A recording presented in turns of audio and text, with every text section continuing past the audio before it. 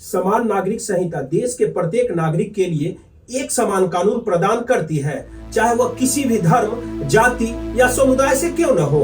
सबसे चर्चित मामला शाहबानो का है। शाहबानो और मोहम्मद अहमद खान मियां बीवी थे। अहमद खान ने दूसरी शादी कर ली और बानो को घर से निकाल दिया।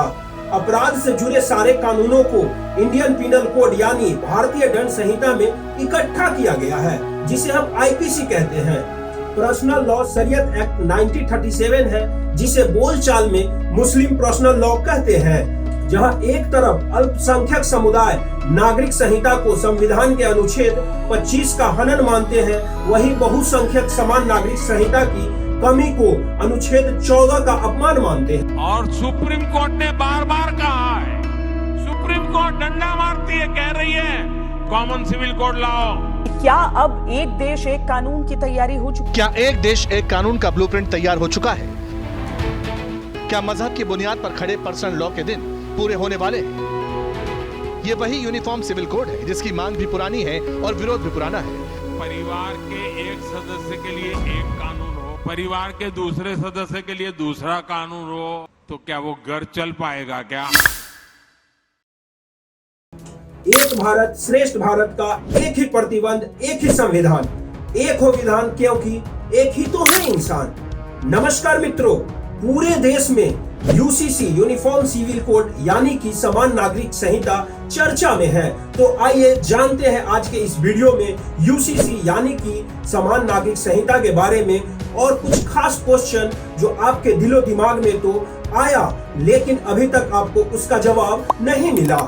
समान नागरिक संहिता देश के प्रत्येक नागरिक के लिए एक समान कानून प्रदान करती है, चाहे वह किसी भी धर्म, जाति या समुदाय से क्यों न हो। वर्तमान में मुसलमानों, ईसाइयों और पारसियों के लिए अलग व्यक्तिगत नियम है, जबकि हिंदू दीवानी कानून के तहत हिंदू, सिख, जैन और बौद्ध आते हैं। सिद्धांत के रूप में समानता भारतीय लोकतंत्र के केंद्र में है। भारत में सामयिक प्रचलित व्यवस्था के विपरीत समान नागरिक संहिता इस विचार पर आधारित है कि सभ्य समाज में धर्म और व्यक्तिगत कानून के बीच कोई संबंध नहीं होता है तथा इसमें विवाह, तलाक, पालन पोषण, बच्चों को गोद लेने, संरक्षता, विरासत और संपत्ति के उत्तराधिकारी जैसे विषयों को धर्मों, जातियों, समुदाय के लिए समान रूप से लागू किया जाता है।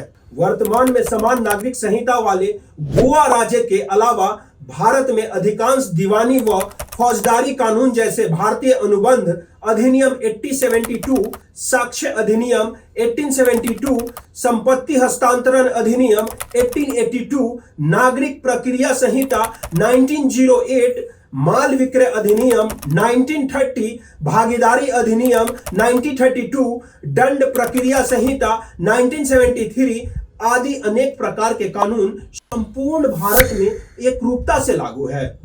ये अब दीवानी और फौजदारी कानून क्या होता है? न्यायालय में दो तरह के न्यायालय होते हैं, दीवानी यानी कि सिविल कोर्ट और फौजदारी यानी कि क्रिमिनल कोर्ट। दीवानी अदालत में घरेलू और अहिंसक मामलों की सुनवाई होती है और फौजदारी अदालत में घरेलू एवं हिंसक मामलों की सुनवाई होती है।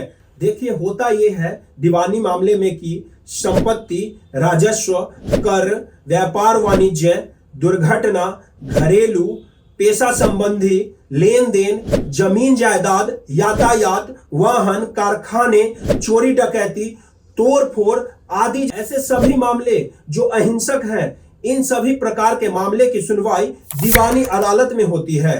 अब समझते हैं फौजदारी मामले।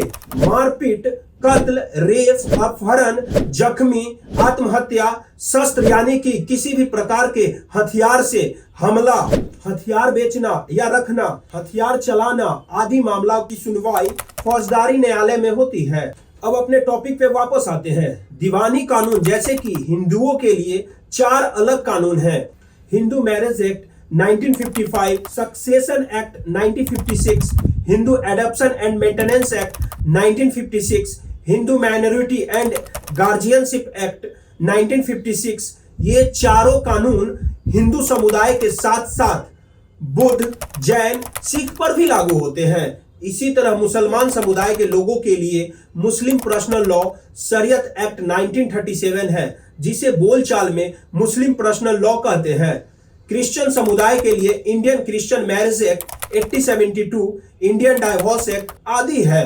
आदिवासी समुदाय के लिए भी अलग अलग कानून की व्यवस्था है। जैसे आर्टिकल 371A कहता है, नागा समुदाय के लोगों की धार्मिक सामाजिक प्रथाओं, परंपराओं, कानून और प्रक्रिया से जुड़े मामले में संसद का कोई अधिनियम राज्य पर लागू नहीं होगा। इसी तरह से मेघालय का खासी समुदाय को संविधान की 6ठी अनुसूची में विशेष अधिकार मिले हुए हैं। खासी एक मातृसत्तात्मक समुदाय है। यहाँ परिवार की सबसे छोटी बेटी को पारिवारिक संपत्ति का संरक्षक माना जाता है और बच्चे को उनकी मां का उपनाम दिया जाता है। यानी अलग अलग धर्म के लोगों को उनकी मान्यताओं, परंपराओं के आधार पर प्रक्रिया फॉलो करने की आजादी मिली हुई है।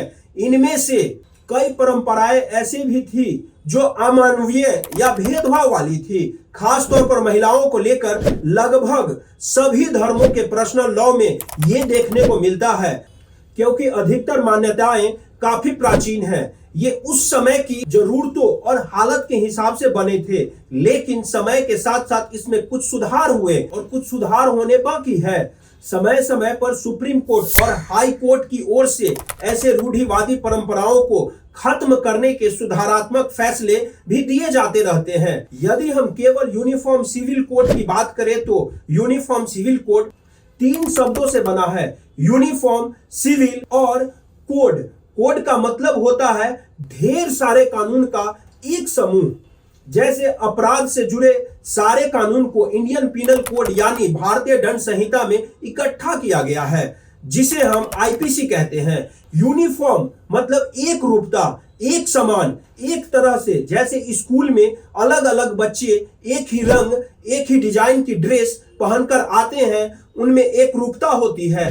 कौन बच्चा कौन सी भाषा बोलता है, किस जाति का है, किस धर्म का है, किस रंग का है, इससे कोई फर्क नहीं पड़ता। सबसे जरूरी चीज है सिविल। अगर आपने कभी भी अदालती प्रक्रिया कानून के एक मसलों पर गौर किया होगा तो पाया होगा कि इनमें 2 शब्दों का खूब जिक्र आता है, सिविल और क्रिमिनल। क्रिमिनल आपराधिक मामले होते हैं, जबकि सिविल मामले ऐसे होते हैं जो 2 पार्टियों के बीच अधिकारों को लेकर होते हैं। तो इस तरह से यूनिफॉर्म सिविल कोड का मतलब हुआ पूरे देश में रहने वाले सभी लोगों के लिए एक समान कानून, फिर वो चाहे किसी भी धर्म, जाति या समुदाय के हो, या कोई भी भाषा बोलते हो, या किसी भी क्षेत्र में रहते हो, सबके लिए एक तरह का कानून। भारत के संविधान का आर्टिकल 44 कहता है, भारत के समस्त राज्य क्षेत्र में नागरिकों के लिए एक नागरिक संहिता प्राप्त करने का प्रयास करेगा। यानी अभी सिविल खास तौर पर फैमिली मैटर्स के लिए जो अलग अलग समुदाय के लिए अलग अलग कानून है, उसकी जगह एक कानून बना दिया जाए। देश के सभी नागरिकों के लिए विवाह, तलाक, अलगाव, सेपरेशन, उत्तराधिकार, गोद लेने का अधिकार, संपत्ति का अधिकार आदि पर एक व्यापक कानून हो जो पूरे देश के लोगों पर लागू हो, चाहे वह किसी भी धर्म, जाति, क्षेत्र के हो। आगे बढ़ने से पहले आपको यह समझना जरूरी है कि यूनिफॉर्म सिविल कोड किस तरह हो सकता है।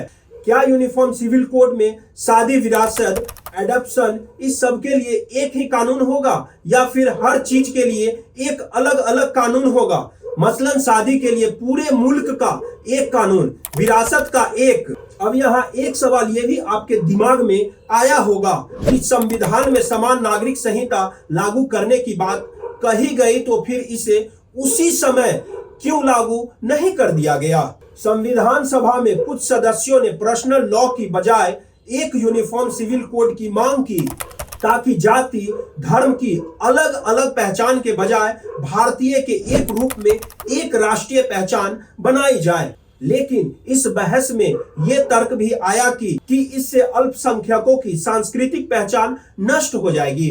ये वो समय था जब धार्मिक ध्रुवीकरण अपने चरम पर था। धर्म के आधार पर पूरे देश का बंटवारा हुआ था। लोगों में असुरक्षा की भावना थी।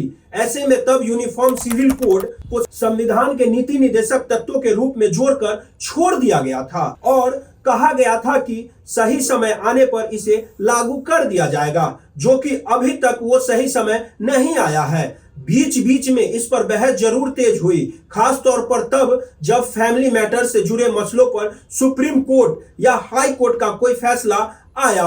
एक नजर ऐसे चर्चित मसलों पर डाल लेते हैं। सबसे चर्चित मामला शाहबानो का है। शाहबानो और मोहम्मद अहमद खान मियां बीवी थे। अहमद खान ने दूसरी शादी कर ली और बानो को घर से निकाल दिया, बाद में तलाक भी दे दिया। शाहबानो ने कोर्ट में अपील की और 500 रुपए गुजारा भत्ता की मांग की। सीआरपीसी की धारा 125 के तहत निचली अदालत ने 25 रुपए गुजारा भत्ता का आदेश दिया। इसी बीच खान ने शाहबानो को तलाक दे दिया। शाहबानो ऊपरी अदालत गई और रकम बढ़ाने की मांग की। हाई कोर्ट ने 179 रुपए गुजारा भत्ता का आदेश दिया। इसके खिलाफ खान ने सुप्रीम कोर्ट में अपील की। कहा कि मुस्लिम पर्सनल लॉ के अनुसार मेहर की रकम चुकाने के बाद वो और धन देने के लिए बाध्य नहीं थे।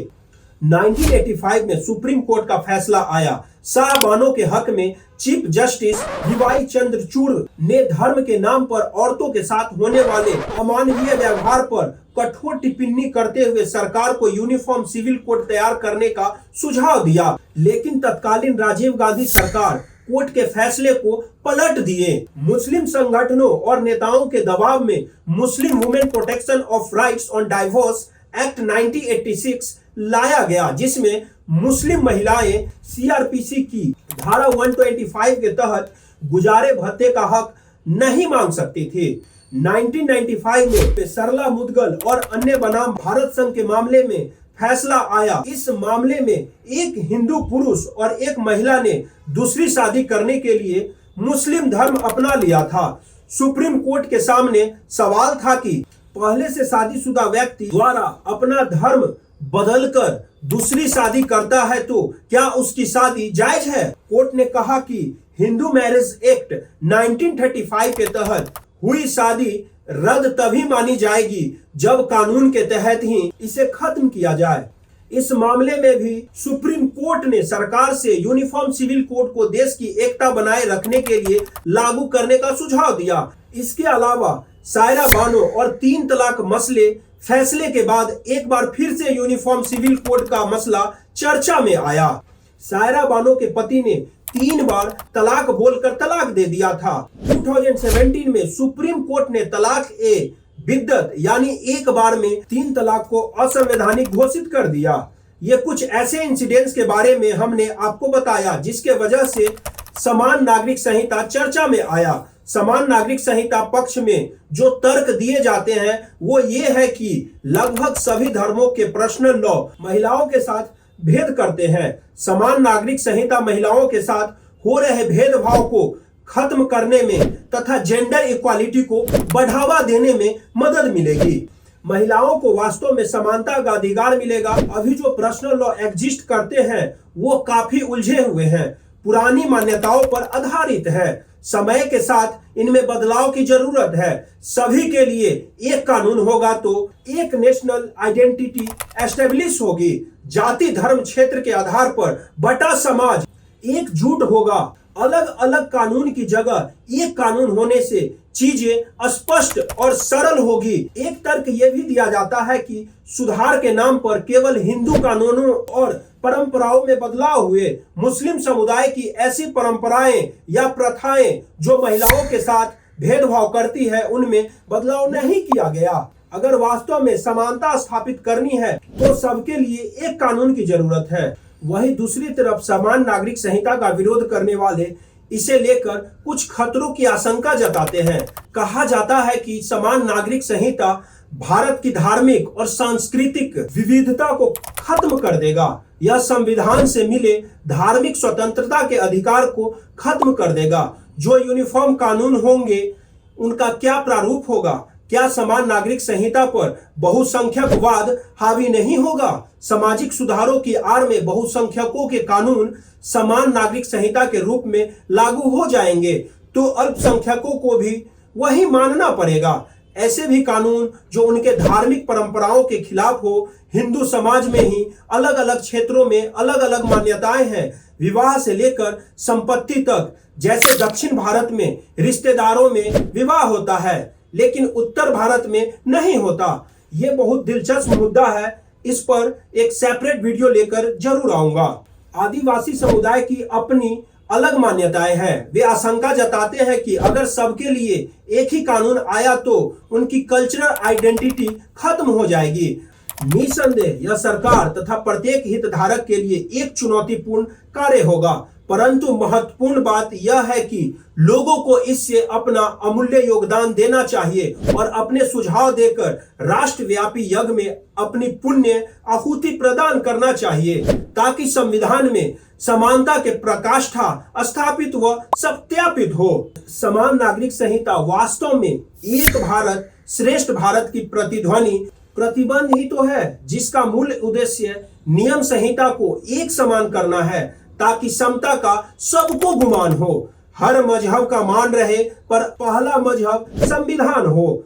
निसंदेह निम्नलिखित पंक्तियां सब कुछ बयां करती है। एक भारत श्रेष्ठ भारत की एक ही प्रतिध्वनि, एक भारत श्रेष्ठ भारत का एक ही प्रतिबंध, एक है संविधान, एक हो विधान, क्योंकि एक ही तो है इंसान। अगर ये वीडियो इंफॉर्मेटिव लगा हो तो चैनल को सब्सक्राइब करें, दोस्तों के साथ शेयर जरूर करें। वीडियो को अंत तक देखने के लिए बहुत बहुत धन्यवाद। जय हिंद, जय भारत।